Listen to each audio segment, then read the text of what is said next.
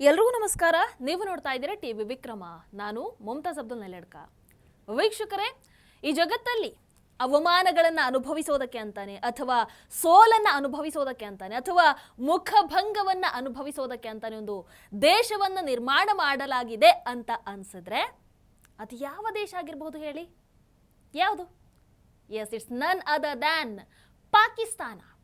Iran, ಅದೇ ರೀತಿ America ಮಧ್ಯೆ ಮಹತ್ವದ ಮಾತುಕತೆ ನಡೀತಾ ಇದೆ.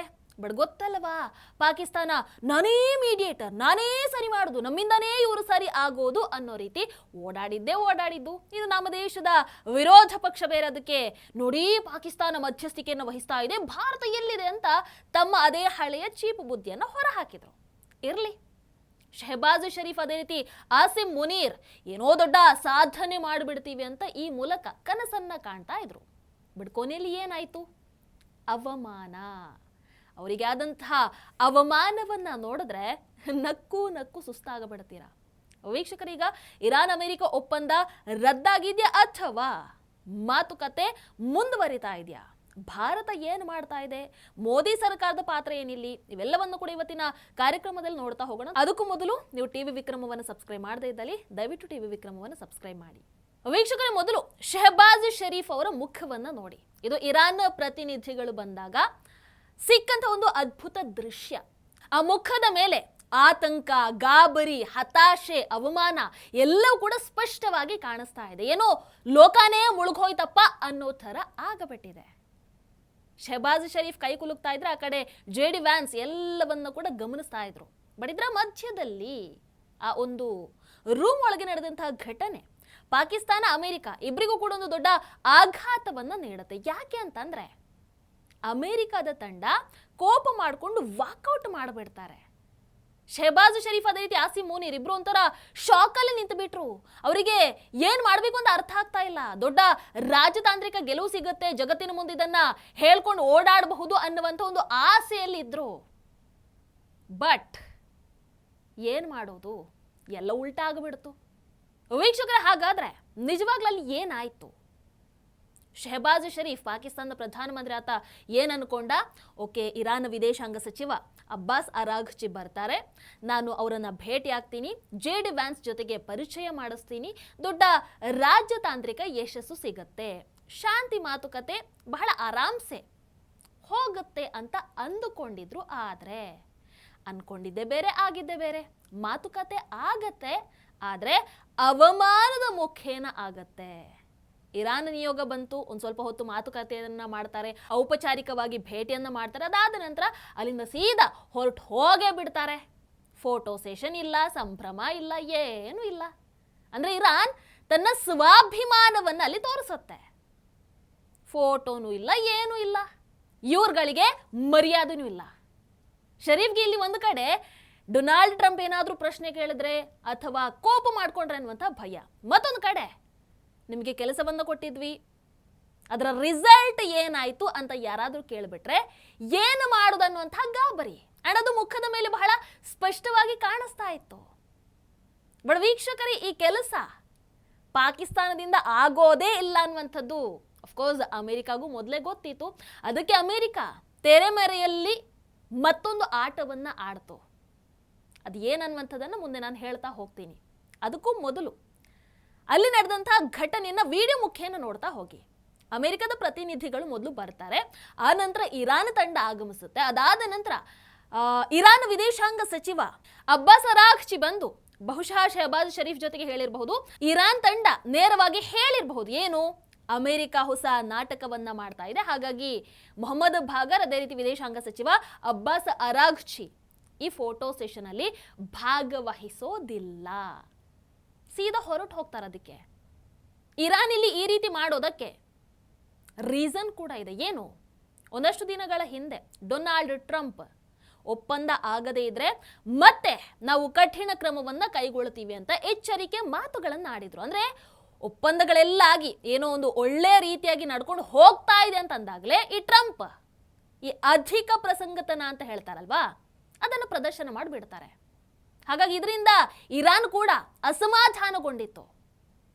ಅವರ ಪ್ರಶ್ನೆ ಇದ್ದಂಥದ್ದು ಸಿಂಪಲ್. ಒಂದು ಕಡೆ ಮಾತುಕತೆಯನ್ನ ಮಾಡ್ತೀರಾ, ಮತ್ತೊಂದು ಕಡೆ ಬೆದರಿಕೆಯನ್ನ ಹಾಕ್ತೀರಾ, ಹಾಗಾದ್ರೆ ನಮಗೆ ಮರ್ಯಾದೆ ಇಲ್ವಾ? ನಾವು ಯಾಕೆ ಫೋಟೋಗೆ ನಿಲ್ಬೇಕು? ಅದಕ್ಕೆ ಅವರ ಅಮೆರಿಕ ಅಹಂಕಾರಕ್ಕೆ ಈ ರೀತಿಯಾದಂಥ ಉತ್ತರವನ್ನ ಕೊಟ್ಟು ಸೀದಾ ಹೋಗ್ತಾರೆ. ಪಾಕಿಸ್ತಾನದ ಆಸಿಮ್ ಮುನೀರ್ ಗಾಬರಿಗೊಳ್ತಾನೆ. ತಕ್ಷಣ ತಮ್ಮ ಸಚಿವ ಮೊಹಸಿನ್ ನಖ್ವಿಯನ್ನ ಕರೆದು ಹೋಗಿ ಮಾತಾಡಿ, ಏನಾದ್ರೂ ಮಾಡಿ ಫೋಟೋಗೆ ದಯವಿಟ್ಟು ಒಪ್ಸಿ ಅಂತ ಹೇಳಿದ ಹಾಗೆ ಕಾಣ್ತಾ ಇತ್ತು. ಬಟ್ ಇರಾನ್ ತಂಡ ಕೇಳಲೇ ಇಲ್ಲ. ಅವರು ಸೀದಾ ರೂಮಿಂದ ಹೊರಗೆ ಹೋಗೇ ಬಿಟ್ರು. ನೀವು ಶೆಹಬಾಜ್ ಶರೀಫ್ ಮುಖವನ್ನು ಮತ್ತೊಮ್ಮೆ ನೋಡಿ, ಒಂಥರ ಇಂಗು ತಿಂದ ಮಂಗನ ಹಾಗೆ ನಿಂತ್ಬಿಟ್ಟಿದ್ದ. ಆತನಿಗೆ ಇರಾನ್ಗೆ ಇಷ್ಟೇ ಹೇಳೋದಕ್ಕಿತ್ತು, ಸರ್ ನಮಗೆ ಇನ್ನೊಂದು ಅವಕಾಶವನ್ನ ಕೊಟ್ಟು ಬಿಡಿ, ನಾವು ಬಹಳ ಪ್ರಯತ್ನ ಪಟ್ಟಿದ್ದೀವಿ. ಬಟ್ ಏನು ಮಾಡೋದು ನಡೀಲಿಲ್ಲ. ಜಗತ್ತಿನ ಮುಂದೆ ಒಂದೇ ವೇದಿಕೆಯಲ್ಲಿ ಫೋಟೋವನ್ನ ತೆಗೆದುಕೊಳ್ಳೋದಕ್ಕೆ ಇರಾನ್ ನಿರಾಕರಿಸುತ್ತೆ. ಅಂಡ್ ಇದು ಅಮೆರಿಕಾಗೂ ಕೂಡ ದೊಡ್ಡ ಮುಜುಗರ, ಹೌದಲ್ವೋ? ಅಂಡ್ ಈ ಪಾಕಿಸ್ತಾನಕ್ಕೆ ಅವಮಾನ, ಮುಜುಗರ ಇದೆಲ್ಲ ಹೊಸದೇನಲ್ಲ ಬಿಡಿ. ಯಾಕಂದ್ರೆ ಇವರು ಮೊನ್ನೆ 19ನೇ ತಾರೀಕು ದೊಡ್ಡ ಕಾರ್ಯಕ್ರಮವನ್ನ ಮಾಡಿ ಒಪ್ಪಂದಕ್ಕೆ ಸಹಿಯನ್ನ ಮಾಡಿಸ್ತೀವಿ ಅಂತ ಕಾದು ಕೂತಿದ್ರು. ಬಟ್ ಡೊನಾಲ್ಡ್ ಟ್ರಂಪ್ ಏನು ಮಾಡ್ತಾರೆ, 17ಕ್ಕೆ ಅದಕ್ಕೆ ಸಹಿಯನ್ನ ಹಾಕಿ ತಮ್ಮ ಕೆಲಸ ಏನಿದೆ ಅದನ್ನ ಮುಗಿಸಿಬಿಟ್ಟಿರ್ತಾರೆ.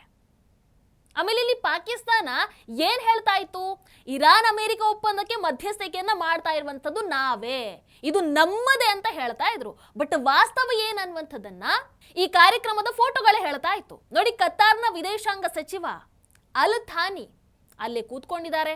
JD ವ್ಯಾನ್ಸ್ ದಾಖಲೆಗಳನ್ನ ಪರಿಶೀಲನೆ ಮಾಡ್ತಾ ಇದ್ರು. ಡೊನಾಲ್ಡ್ ಟ್ರಂಪ್ ಅವರ ಅಳಿಯ ಜಾರೆಡ್ ಕುಶ್ನರ್ ಆತ ಸಂಪೂರ್ಣ ಪ್ರಕ್ರಿಯೆ ಮೇಲೆ ನಿಗಾವನ್ನ ಇಟ್ಟಿದ್ದ. ಬಟ್ ಶೆಹಬಾಜ್ ಶರೀಫ್ ಎಲ್ಲಿದ್ದ? ಆಸಿಮ್ ಮುನೀರ್ ಆತ ಎಲ್ಲಿದ್ದ? ಯಾವುದೋ ಕೋಣೆ ಒಂದು ಮೂಲೆಯಲ್ಲಿ ನಿಂತ್ಕೊಂಡಿದ್ರು. ಏನು ಮಾಡೋದು ಟೆನ್ಷನ್. ಅಂದ್ರೆ ಹೆಸರಿಗೆ ಮಾತ್ರ ಶಾಂತಿ ಒಪ್ಪಂದದ ಮಧ್ಯವರ್ತಿಗಳು, ಬಟ್ ನಿಜವಾಗ್ಲೂ ಮಾತುಕತೆಯನ್ನ ನಡೆಸ್ತಾ ಇದ್ದಂಥವ್ರು ಕತಾರ್ ಅಧಿಕಾರಿಗಳು. ಒಂದು ವೇಳೆ ಶೆಹಬಾಜ್ ಶರೀಫ್ ಅದೇ ರೀತಿ ಮುನೀರ್ ನಿಜವಾಗ್ಲೂ ಈ ಒಪ್ಪಂದದ ಪ್ರಮುಖ ಫೇಸ್ಗಳು ಆಗಿದ್ದರೆ ಅವರಿಗೆ ಸಭೆಯ ಕೇಂದ್ರ ಸ್ಥಾನ ಸಿಗಬೇಕಿತ್ತಲ್ವಾ, ಸೆಂಟರ್ ಆಫ್ ಅಟ್ರಾಕ್ಷನ್ ಆಗ್ಬೇಕಿತ್ತಲ್ಲಿ. ಬಟ್ ಅಮೆರಿಕ ಅವರನ್ನ ಸಂಪೂರ್ಣ ಮುಖ್ಯ ಚರ್ಚಾ ವಲಯದಲ್ಲಿ ಇರಿಸ್ಕೊಳ್ಳೇ ಇಲ್ಲ. ಇದರಿಂದ ಇಲ್ಲಿ ನಿಜವಾದ ಪಾತ್ರಧಾರಿಗಳು ಯಾರನ್ನುವಂಥದ್ದು ಇಡೀ ಜಗತ್ತಿನ ಮುಂದೆ ಸ್ಪಷ್ಟ ಆಯಿತು. ವೀಕ್ಷಕರ, ಒಂದು ಕಡೆ ಜಗತ್ತು ಪಾಕಿಸ್ತಾನವನ್ನ ಗಂಭೀರವಾಗಿ ತಗೊಳ್ತಾ ಇಲ್ಲ, ಆದ್ರೂ ಅವರು ಅವಕಾಶ ಸಿಕ್ಕಾಗ್ಲೆಲ್ಲ ನಾವೇ ಎಲ್ಲ ಮಾಡ್ತಾ ಇರೋದು, ಎಲ್ಲ ನಮ್ಮಿಂದಾನೇ ನಡೀತಾ ಇರೋದು ಅನ್ನೋ ರೀತಿ ಆಡ್ತಾರೆ. ಈಗ ಇಲ್ಲಿ ನಮ್ಮ ಭಾರತದ ಪಾತ್ರವನ್ನ ನೋಡಿ. ಮಾಜಿ ರಾಯಭಾರಿ ಸರ್ಜಿಯೋ ಗೌರ್ ಅವರು ಹೇಳಿರೋ ಪ್ರಕಾರ ಅಮೆರಿಕದ ವ್ಯಾಪಾರ ಪ್ರತಿನಿಧಿ ಗ್ರೇರ್ ಭಾರತಕ್ಕೆ ಆಗಮಿಸಿ ಕೇಂದ್ರ ಸಚಿವ ಪಿಯೂಷ್ ಗೋಯಲ್ ಅವರ ಜೊತೆಗೆ ಒಂದು ವ್ಯಾಪಾರ ಒಪ್ಪಂದದ ಬಗ್ಗೆ ಮಾತುಕತೆಯನ್ನ ನಡೆಸಿದ್ದಾರೆ. ಆ ಒಪ್ಪಂದ ಶೀಘ್ರದಲ್ಲೇ ಅಂತಿಮಗೊಳ್ಳುವಂತ ನಿರೀಕ್ಷೆ ಕೂಡ ಇದೆ. ಅಂದ್ರೆ ಭಾರತ ತನ್ನದೇ ಆದಂಥ ಒಪ್ಪಂದಗಳನ್ನ ಯಶಸ್ವಿಯಾಗಿ ಮಾಡ್ಕೊಳ್ತಾ ಇದೆ. ನಮ್ಮಲ್ಲಿ ಕೇಳ್ತಾ ಇದ್ದಾರಲ್ವಾ, ಪಾಕಿಸ್ತಾನ ಅದು ಮಾಡ್ತಾ ಇದೆ, ಪಾಕಿಸ್ತಾನ ಇದು ಮಾಡ್ತಾ ಇದೆ, ಭಾರತ ಏನು ಮಾಡ್ತಾ ಇದೆ?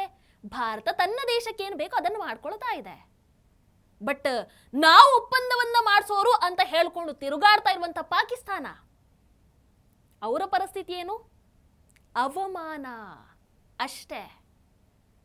ವೀಕ್ಷಕರ, ಈ ಸಂಪೂರ್ಣ ಪ್ರಕ್ರಿಯೆಯಲ್ಲಿ ಪಾಕಿಸ್ತಾನಕ್ಕಿಂತ ಕತಾರ್ ಮುಖ್ಯ ಪಾತ್ರವನ್ನ ಯಾಕೆ ವಹಿಸ್ತು ಅಂತ ನೋಡೋದಾದ್ರೆ, ಆಸಿಮ್ ಮುನೀರ್ ಅದೇ ರೀತಿ ಶೆಹಬಾಜ್ ಶರೀಫ್ ಸಾಮರ್ಥ್ಯದ ಬಗ್ಗೆ ಡೊನಾಲ್ಡ್ ಟ್ರಂಪ್ ಆಗಿರಬಹುದು, JD ವ್ಯಾನ್ಸ್ ಆಗಿರಬಹುದು, ಇಬ್ಬರಿಗೂ ಬಹಳ ಚೆನ್ನಾಗಿ ಗೊತ್ತು. ಹಾಗಾಗಿ ಮಧ್ಯದಲ್ಲಿ ಕತಾರ್ ಅನ್ನ ತರ್ತಾರೆ. ಪಾಕಿಸ್ತಾನದಿಂದ ಇಲ್ಲಿ ಹೆಚ್ಚು ಅಂದ್ರೆ ಏನ್ ಮಾಡೋದಕ್ಕೆ ಸಾಧ್ಯ? ಅಮೆರಿಕದ ಮೆಚ್ಚುಗೆಯನ್ನ ಪಡೆಯೋದಕ್ಕೆ ಏನ್ ಮಾಡಬೇಕು ಅವೆಲ್ಲವನ್ನ ಸರ್ಕಸ್ ಅನ್ನ ಮಾಡ್ತಾರೆ ಅಷ್ಟೇ. ಸೊ ಅದಕ್ಕೆ ಇವರು ಅಮೆರಿಕ ಏನು ಮಾಡ್ತಾರೆ, ದೋಹಾದಲ್ಲಿ ನಡೆದಂತಹ ಈ ಮಾತುಕತೆ ಜವಾಬ್ದಾರಿಯನ್ನ ಪಾಕಿಸ್ತಾನ ಹಾಳು ಮಾಡುತ್ತೆ ಅಂತ ಗೊತ್ತಿದ್ದೆ ಕತಾರ್ ಕೈಗೆ ಕೊಟ್ಟಿದ್ದು. ಅಲ್ಲಿ ಅಮೆರಿಕ ಹಾಗೆ ಇರಾನ್ ನಡುವಿನ ಒಪ್ಪಂದದ ಪ್ರಮುಖ ಅಂಶಗಳ ಬಗ್ಗೆ ಚರ್ಚೆಯನ್ನ ನಡೆಸ್ತಾರೆ. ಆಮೇಲೆ ಇಲ್ಲಿ ಕತಾರನ್ನ ಜೊತೆಯಾಗಿ ನಿಲ್ಲಿಸ್ಕೊಳ್ಳೋದಕ್ಕೆ ಇನ್ನೊಂದು ಮೇನ್ ರೀಸನ್ ಏನು ಅಂತಂದ್ರೆ, ಕತಾರ್ಗೆ ಇರಾನ್ ಜೊತೆಗೆ ಬಹಳ ವರ್ಷಗಳೊಂದು ಉತ್ತಮ ಸಂಬಂಧ ಇದೆ.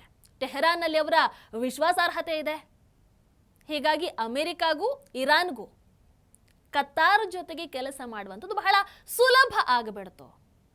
ಆಮೇಲೆ ಇವರು ಪಾಕ್ ತರ ಮಾಡಲ್ಲ, ಸದ್ದು ಮಾಡದೆ ಕೆಲಸವನ್ನ ಮಾಡ್ತಾರೆ, ಕೆಲಸ ಮಾಡಿ ಫಲಿತಾಂಶವನ್ನ ಕೊಡ್ತಾರೆ. ಪ್ರಚಾರದ ಹಿಂದೆ ಪಾಕಿಸ್ತಾನದ ಹಾಗೆ ಓಡೋದಿಲ್ಲ. ಇದೇ ರೀಸನ್ಗೋಸ್ಕರ ಅಮೆರಿಕ, ಅದೇ ರೀತಿ ಇರಾನ್ ಇಬ್ರು ಕೂಡ ಕತಾರ್ಗೆ ಪ್ರಮುಖ ಆದ್ಯತೆಯನ್ನ ಕೊಟ್ರು. ಹಾಗಾದ್ರೆ ಆರಂಭದಲ್ಲಿ ನಾನು ಇರಾನ್ ತಂಡ ಮಧ್ಯದಲ್ಲೇ ಹೊರಗೆ ನಡೆದ್ರು ಅಂತ ಹೇಳಿದೀನಿ. ಒಪ್ಪಂದ ರದ್ದಾಯ್ತಾ ಅಂತ ಕೇಳಿದ್ರೆ ಖಂಡಿತವಾಗ್ಲೂ ಇಲ್ಲ. ಒಪ್ಪಂದ ಇನ್ನೂ ಕೂಡ ರದ್ದಾಗಿಲ್ಲ. MOUಗೆ ಈಗಾಗಲೇ ಸಹಿ ಆಗಿದೆ, ಆದ್ರೆ ಅದನ್ನೇ ಅಂತಿಮ ಅಂತ ಹೇಳೋದಕ್ಕೆ ಆಗಲ್ಲ. ಯಾಕೆ ಅಂತಂದ್ರೆ ಇಲ್ಲಿವರೆಗೆ ಹೊರಗೆ ಬಂದಿರುವಂತಹ ಮಾಹಿತಿಯ ಪ್ರಕಾರ ಅಮೆರಿಕ ಹಾಗೆ ಇರಾನ್ ನಡುವೆ ಶಾಂತಿ ಪ್ರಕ್ರಿಯೆ ಮುಂದುವರಿಸುವ ಬಗ್ಗೆ ಒಪ್ಪಂದದ ಒಂದು ಮನೋಭಾವ ಇದೆ.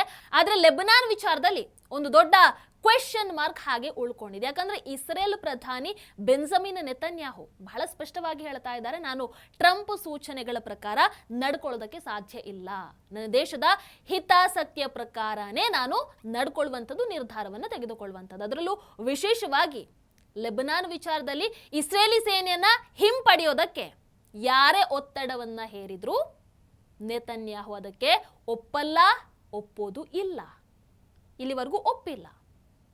ಬಟ್ ಇರಾನ್ ನೋಡಿದ್ರೆ ಬಹಳ ಸ್ಪಷ್ಟವಾಗಿ ಹೇಳ್ತಾ ಇದೆ, ಲೆಬನಾನ್ ವಿಚಾರ ಬಗೆಹರಿದೆ, ಮುಂದಿನ ಹಂತದ ಮಾತುಕತೆ ಸಾಧ್ಯ ಇಲ್ಲ. ಹಾಗಾದ್ರೆ ಮುಂದೆ ಏನಾಗುತ್ತೆ ಗೊತ್ತಿಲ್ಲ. ಬಟ್ ಸದ್ಯಕ್ಕೆ ಈ ಸಂಪೂರ್ಣ ಬೆಳವಣಿಗೆಯಲ್ಲಿ ಇರಾನ್ ಒಂಥರ ವಿನ್ ಸಿಚುವೇಶನ್ ಅಲ್ಲಿ ಇದೆ. ಇರಾನ್ ಕ್ಲಿಯರ್ ಆಗಿ ಹೇಳ್ತಾ ಇದೆ, ನಮ್ಮ ಷರತ್ತುಗಳ ಮೇಲೇನೆ ಮಾತುಕತೆ ನಡಿಬೇಕು, ನಾವ್ ಏನ್ ಹೇಳ್ತೀವೋ ಅದೇ ನಡಿಬೇಕು, ನಾವ್ ಯಾರ ಒತ್ತಡಕ್ಕೂ ಕೂಡ ಮಣಿಯೋದಿಲ್ಲ. ಡೊನಾಲ್ಡ್ ಟ್ರಂಪ್ ಅವರ ಬೆದರಿಕೆಯ ರಾಜಕಾರಣವನ್ನು ನಮ್ಮಿಂದ ಸಹಿಸಿಕೊಳ್ಳೋದಕ್ಕೆ ಸಾಧ್ಯ ಇಲ್ಲ. ಗೌರವದಿಂದ ಮಾತಾಡಿದ್ರೆ ಮಾತ್ರ ಒಪ್ಪಂದದ ಮಾತು ಮುಂದುವರಿಯುತ್ತೆ.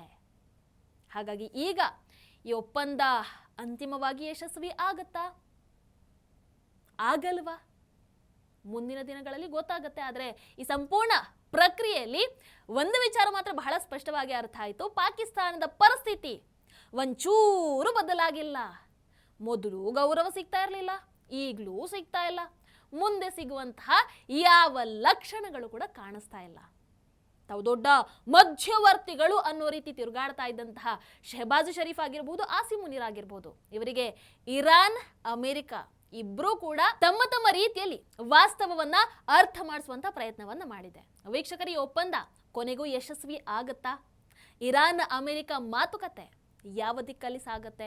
ಇಸ್ರೇಲ್ ಏನು ಮಾಡುತ್ತೆ? ಈ ಬೆಳವಣಿಗೆಯಲ್ಲಿ ಪಾಕಿಸ್ತಾನದ ಪಾತ್ರದ ಬಗ್ಗೆ ನಿಮ್ಮ ಅಭಿಪ್ರಾಯ ಏನು? ಎಲ್ಲವನ್ನು ಕೂಡ ಕಮೆಂಟ್ ಮಾಡಿ ತಿಳಿಸಿ. ನಮಸ್ಕಾರ. ಟಿವಿ ವಿಕ್ರಮ, ದೇಶ ನಿಮ್ಮ ಕೈಯಲ್ಲಿ. ಈ ಕಾರ್ಯಕ್ರಮ ನಿಮಗೆ ಇಷ್ಟ ಆಗಿದ್ದಲ್ಲಿ ಲೈಕ್, ಶೇರ್ ಹಾಗೂ ಕಮೆಂಟ್ ಮಾಡಿ. ಟಿವಿ ವಿಕ್ರಮದ ಕಾರ್ಯಕ್ರಮಗಳನ್ನು ನಿರಂತರವಾಗಿ ವೀಕ್ಷಿಸಲು ಸಬ್ಸ್ಕ್ರೈಬ್ ಮಾಡಿ, ಬೆಲ್ ಐಕನ್ ಒತ್ತಿ.